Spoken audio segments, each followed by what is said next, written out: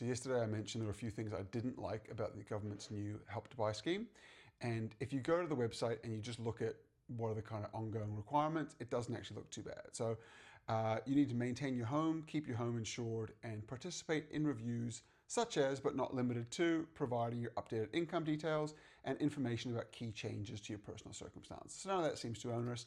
It all seems fine and pretty reasonable given the government's basically chipping in 30% of the cost of your property. But if you go into the frequently asked questions and you dive a little bit deeper into what these conditions are, it's a little bit less friendly. So firstly, what happens if you don't satisfy the ongoing eligibility?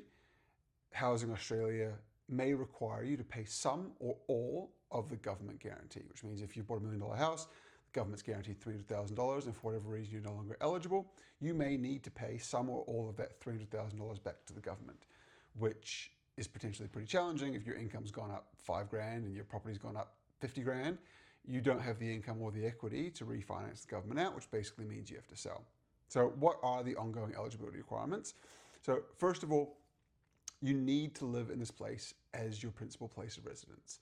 You can't move out and rent it out. If you do, that triggers a review and you're no longer eligible. You can't even have another property as your address and not rent that out, because it specifically says that you need to have this property as your registered principal place of residence. You also need to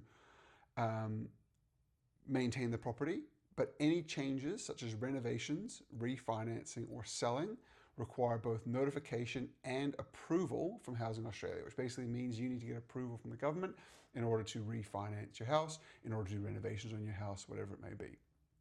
Also, ongoing reviews at least every 5 years or sooner, if circumstances change according to the website, will assess your income levels to ensure continued compliance with the scheme's requirements. You look further, what happens if my income increases after the scheme? If your income exceeds the scheme's threshold for 2 consecutive financial years, you may be required to repay part or all of the government's equity contribution, which basically means year 1, you may qualify for the scheme. Your income is $98,000, your household income is $158,000, you qualify, fantastic, you get it all done. The government owns 30% of your house. Following year, you get a $5,000 pay rise. You're no longer eligible anymore.